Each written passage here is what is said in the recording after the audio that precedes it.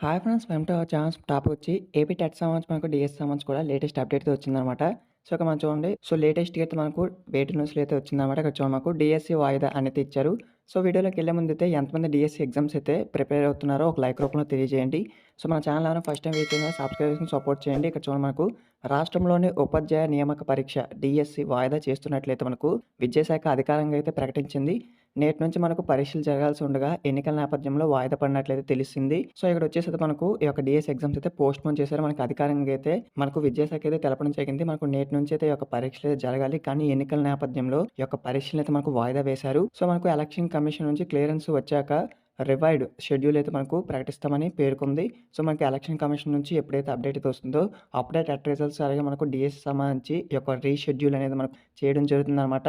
So, ఇక్కడ చూడండి మనకు ఫిబ్రవరి 7న 6100 టీచర్ల పోస్టులకైతే డీఎస్సీ నోటిఫికేషన్ అయితే ఇవ్వడం జరిగింది.